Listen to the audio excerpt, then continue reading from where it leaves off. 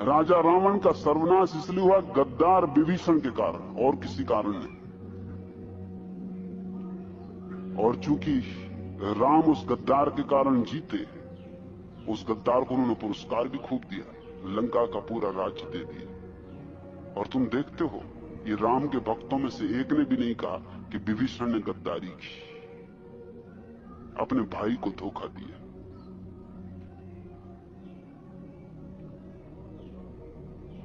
इससे बड़ा गद्दार दुनिया में दूसरा नहीं हुआ। अगर रावण जीत गया होता तो विभीषण की निंदा सदियों तक होती, लेकिन चूंकि राम जीत गए, उसकी गद्दारी के कारण जीते। क्योंकि जब भाई ने ही सूत्र दे दिए, राज बता दिए, तो रावण की हार सुनिश्चित थी। और रावण अहंकारी नहीं था, ये भ्रांति भी छोड़ दो, ये ख्याल गलत है। रावण के साथ धोखा राम ने किया, क्योंकि जब सीता का स्वयंवर रचा जा रहा था तो ये बात जाहिर थी कि रावण इतना शक्तिशाली कि वो सीता को ले जाएगा। और वो शिव का भक्त था और शिव का धनुष तोड़ना था, वो उसका हकदार था तोड़ने का। उसने तोड़ दिया होता तो एक चालबाजी की गई। चालबाजी वहां शुरू होती, बेईमानी वहां शुरू होती, राजनीति वहां शुरू होती। इसमें राम जिम्मेवार है इस सारे उपद्रव में, रावण नहीं। चालबाजी ये की गई कि झूठी खबर दी गई उसे कि रावण तेरी लंका में आग लग गई, तुझे जल्दी बुलावा आया, तू भाग, तेरी लंका जल रही, सोने की लंका जल रही। रावण भागा। अब जब लंका में आग लगी हो तो कोई स्वयंवर में रुका रहे, कोई विवाह के लिए तैयारी करे, ये कोई समय? वो भागा, लंका गए। झूठ थी बात, लंका में आग नहीं लगी थी। जब तक वो लौटा तब तक स्वयंवर समाप्त हो चुका था, तब तक राम ने सीता को वरण कर लिया था। इसका ही बदला देने के लिए, और उसका बदला देना जरूरी था क्योंकि ये बेईमानी की गई थी, सीता षड्यंत्र था। इसका बदला देने के लिए उसने सीता को चुराया। मगर सीता के साथ उसने जो सद्व्यवहार किया वो राम ने भी कभी नहीं किया। सीता को 3 साल तक कारागृह में रख के भी उसने सारी सुविधाएं दी थी। जंगल में नहीं रख दिया था, किसी जेल खाने में नहीं बंद कर दिया था। उसके पास जो सुंदरतम वाटिका थी, सुंदरतम बगीचा था अशोक वाटिका, वहां रखा था। और उसने कभी भी कोई जबरदस्ती नहीं की, कोई बलात्कार नहीं किया, सीता को छुआ भी नहीं, स्पर्श भी नहीं किया। वह आदमी अपने किस्म का प्रामाणिक आदमी था, ईमानदार आदमी था। और राम से बदला लेना था, सीता से क्या बदला लेना था? सीता का तो कोई कसूर था नहीं, इसलिए सीता को उसने कोई परेशानी नहीं थी। राम ने सीता के साथ दुर्व्यवहार किया। पहले तो उसकी अग्नि परीक्षा ली। जिस पति को अपनी पत्नी पर संदेह, उसको प्रेम नहीं। संदेह तो तभी उठता है जब प्रेम न हो। जहां प्रेम है वहां कैसा संदेह? जहां प्रेम है वहां भरोसा है, श्रद्धा है, आदर है, सम्मान है। पहला तो अपमान यह किया कि सीता की अग्नि परीक्षा ली। और बेईमानी देखो, खुद भी अग्नि परीक्षा दे देनी थी तो भी समझ में आता, तो दोहरे मापदंड ना हो पाते, क्योंकि तुम भी 3 साल अलग रहे थे। और ऐसे शोधकर्ता हैं जिनका कहना है कि राम का सबरी से प्रेम था। तुम शोधकर्ताओं की किताबें खोज के देखो, रामलीला में तुमने सबरी को देखा होगा। वो झूठ है बात कि सबरी हमेशा बूढ़ी औरत दिखाई जाती, वो सिर्फ बताने के लिए बुढ़ापा दिखाया जाता उसका। सबरी जवान स्त्री थी और जंगल की सुंदरतम स्त्री थी। प्रोफेसर नावलेकर ने एक अद्भुत किताब लिखी है, new approach to Ramayana, Ramayana के प्रति एक नया दृष्टिकोण।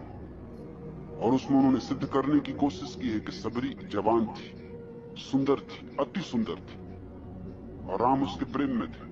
असल में प्रेमी ही एक दूसरे की झूठी चीजें खा सकते हैं, और कोई खा भी नहीं सकता। तुम जरा किसी की झूठी चीज तो खाओ, कोई ऐसा बेर काट के मुंह में तुमको दे, तुम एकदम थू कर दोगे, पागल हो गए? तो वो तो प्रेम के पागलपन में चल जाता है। प्रेम के पागलपन में क्या नहीं चल जाता। प्रेयसी अगर जूठा करके दे देता, आहा अमृत।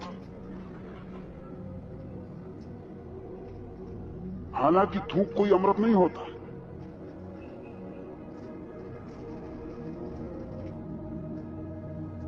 सबरी से राम का प्रेम था, ये नावलेकर ने सिद्ध करने की कोशिश की और मजबूत दलीलें दी।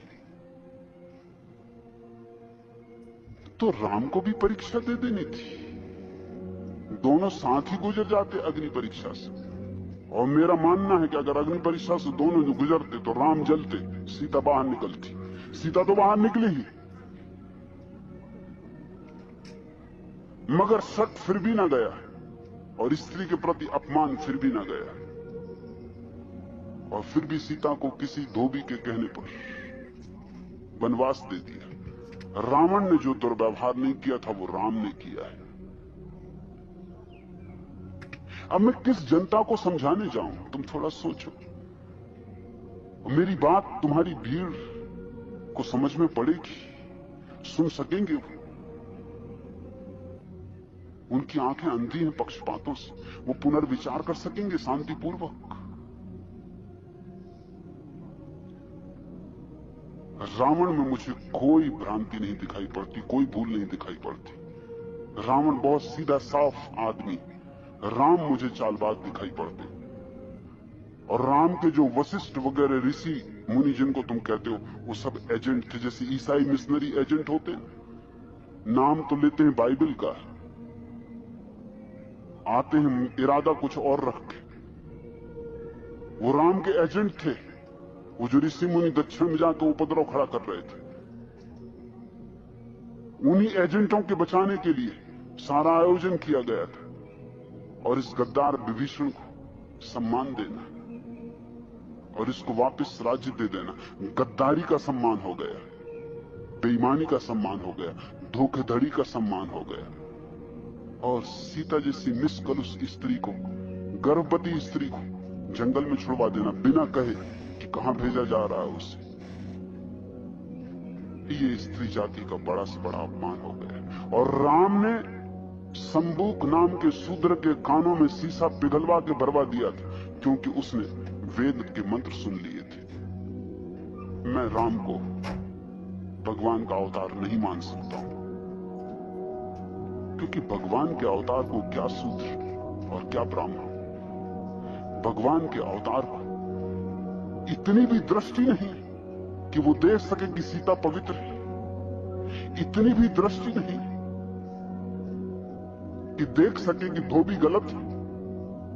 और अगर ये भी था कि धोबी ने जो बात कही थी हो सकता और लोग भी कह रहे हो, तो फिर खुद भी राज्य छोड़ देना था, तो चले जाते वो भी सीता के साथ जंगल में। यूं भी 14 साल रहने के अभ्यासी थे, कोई नई तो बात थी नहीं, फिर जंगल में साथ ही चले जाते।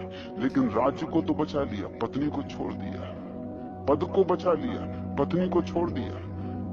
पद प्रेम से बड़ा साबित हुआ। राम राजनीतिक पुरुष है, मेरे लिए कोई धार्मिकता उनमें दिखाई नहीं पड़ती। और उन्होंने कहा कि जिसका पतन होने वाला होता है उसे ऐसी ही दुर्बुद्धि घेर लेती। मैं तो हुई नहीं तो पतन क्या होगा, मैं तो हुई नहीं, दुर्बुद्धि क्या घेरेगी।